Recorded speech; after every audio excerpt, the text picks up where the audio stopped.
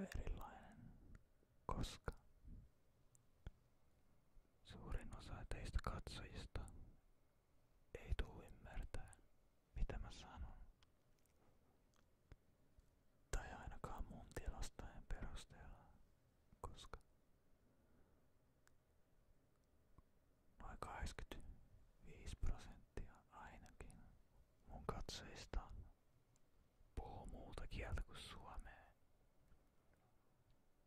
Ja musta tuntuu, että se suomi-osuuskin vähän valehtelee, koska mä ite seuraan mun videoiden kommentteja aika tarkasti, joten mä ite spämmään vahingossa itselleni katselukertoja, vaikka en tahallani kylläkään. Joo, mutta tosiaan tässä videossa mä tuun juttelemaan vähän teille katsojille, mitä mun elämässä tällä hetkellä tapahtuu. Ja se tulee olemaan vaikeeta, koska mun elämässä nyt ei juurikaan tapahdu mitään ihmeellisyyksiä kauhean usein.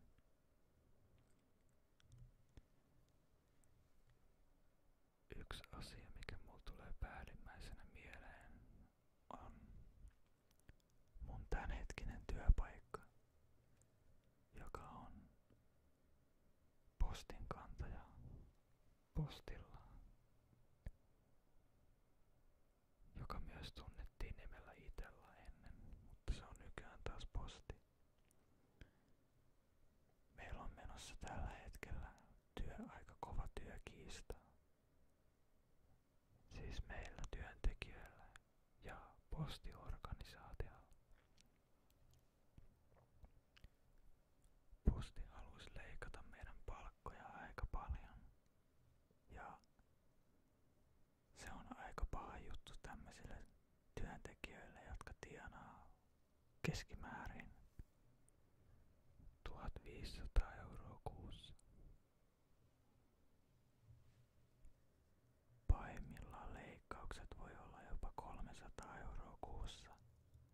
Eli meidän palkat laskisi noin 300 € kuussa. Suurin osa ei pärjää edes sillä rahalla, ellei saa jonkin sortista tukea valtiolta.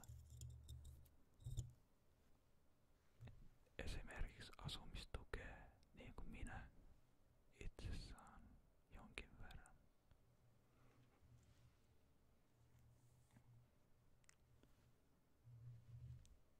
Mulla on mahdollisesti nyt edessä siis työpaikan vaihto.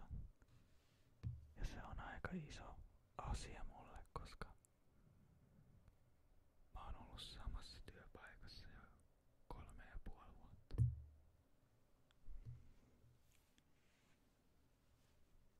Mä olen vasta 23-vuotias. Eli mä oon ollut noin 19-vuotiaasta asti samassa työpaikassa.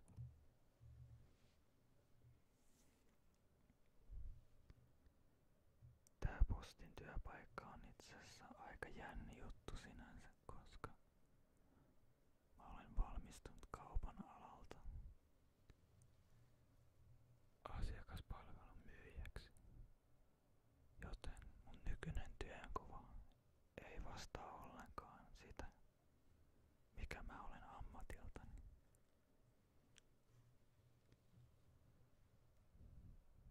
Mä aikoinaan päädyin tähän työpaikkaan sen takia, koska oli pakko vaan päästä johonkin. Ja työpaikkoja ei oikein oo missään saatavilla. Ainoita vaihtoehtoja suurimman osan ajasta on puhelinmyyjä ja tämmöiset työpaikat, mitkä mun puolesta sais kieltää, koska se palkkaus on niin älyttömän huonoa. Se postin työpaikan palkka ei ole oikeastaan edes verrattavissa siihen, vaikka sekään ei ole mikään ihmeellinen, koska puhelinmyyjä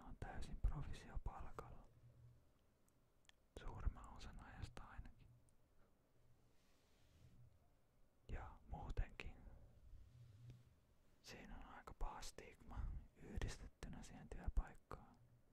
Ja en yhtään ihmettele miksi, mitä mä oon kuullut kavereilta ja tutuilta, jotka on tehnyt sitä työtä. Se koko työnkuva perustuu siihen, että sä periaatteessa huijaat asiakkaita ostamaan lehtiä ja muita tämmöisiä tuotteita, mitä ne ei edes tarvitse. Ja se ainakin kaivelis mua aika paljon, kun mä oon päässyt tavallaan siihen juttuun joskus kiinni, kun olin koneliikkeessä töissä ja myin ihmiselle laitteita, joita ne ei tarvitse. Tai sitten jotain laitteita, mitkä eivät ollut hintansa arvoisia. Esimerkiksi televisiota, jotka olivat ihan liian kalliita mun mielestä. Mitä ne oli oikeasti arvoltaan.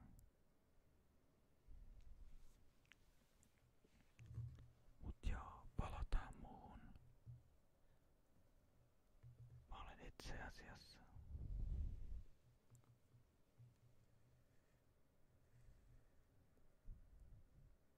ajatellut vaihtaa työpaikkaa, vaikka posti juttu ei meniskään läpi, koska mä kaipaan vaihtelua mun elämään ja mä en halua olla koko loppuelämääni loukussa tässä samassa työpaikassa.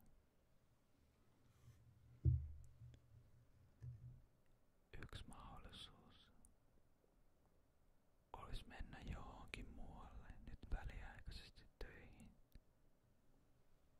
Ja koska mua kiinnostaa esimerkiksi musiikki, koska mä oon soittanut kitaraa ainakin 6 vuotta.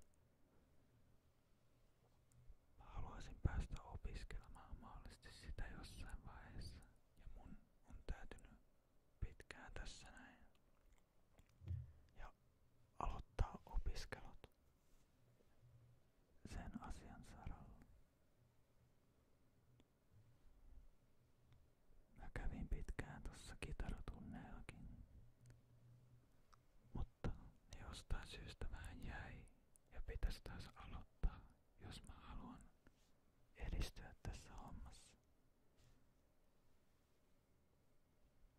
Mulla tulee välillä aika pahoja motivaatio-ongelmia, vaikka mä kitaran soittoa ja musiikkiakin rakastan niin paljon, niin välillä tulee semmonen masennuskausi, ettei oikein jaksais harjoitella vaikka pitäis. Kitaran soittokin on semmonen homma, että jos et sä harjoittele jatkuvasti, niin sun taidot ei oikein kehity siinä ja se on ollut mun ongelma just tässä. Mä saatan välillä soittaa 8 tuntia päivässä ja sitten mä en soita 2 viikkoon ollenkaan. Eli periaatteessa se oli ihan yhtä tyhjän kanssa se 8 tuntia.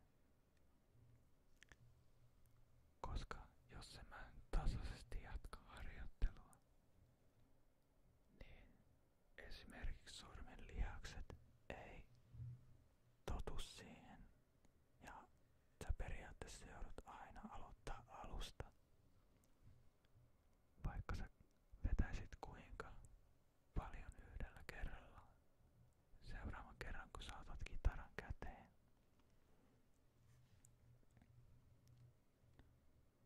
Yksi toinen asia mikä mulla on ollut, mikä on aiheuttanut mulle ongelmia on toi kitara itsessään.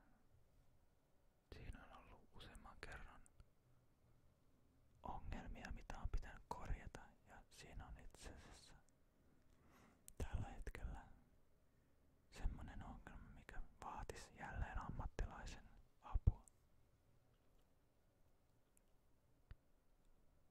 kun soitin ei oikein toimi niin kuin sen pitäisi, niin sekin vähän haittaa sitä harjoittelumotivaatiota.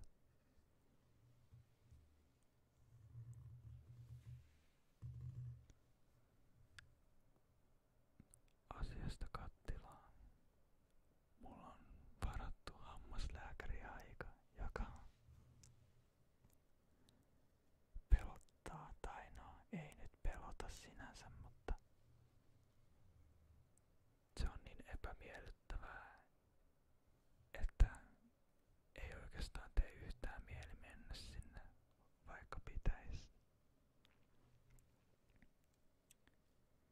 Mä oon aina hoitanut hampaani tosi tarkasti, mutta en tiedä mistä se johtuu. Mun hampaat reikiytyy tosi helposti. Ja se ei oo yhtään kivaa, kun mä näen niin paljon vaivaa sen eteen. Yksi asia, mikä todennäköisesti aiheuttaa sen, on se, että käytän aika paljon virvoitusjuomia, niinku energiajuomaa ja hiilihapotettua vettä. Varsinkin töissä, koska mä olen aina yötyössä. Se pullotettu vesi varsinkin on erittäin tärkeää mulle, koska toi työ on niin rankkaa, että kun sä urheilet paljon, niin sä tarvitset vettäkin aika paljon siinä. Ja mulla monesti meneekin 2 pulloa, 0,5 litran vesipulloja yössä.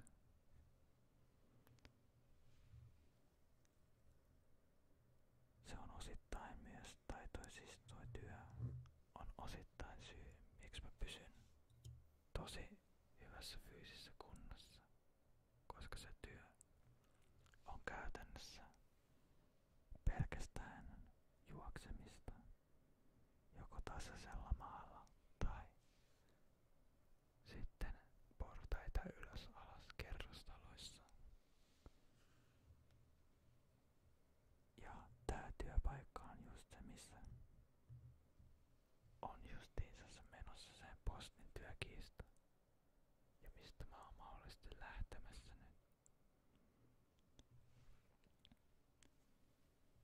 Mä en kuitenkaan halus joutua sellaiseen tilanteeseen, että mulla ei oo työpaikkaa ja mä oon käytännössä tyhjän päällä. Koska mä oon nähnyt sellaisia ihmisiä ja tuttuja ja jopa kavereita, jotka on joutunut siihen tilanteeseen. Ja se ei oo yhtään kivaa,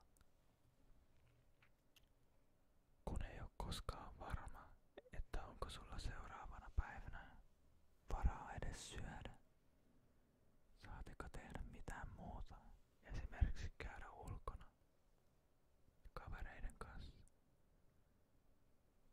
Melkein kaikki mitä sä haluat tehdä vaatii rahaa. Ja jos sulla ei oo rahaa, niin sä et oikein voi tehdäkään mitään.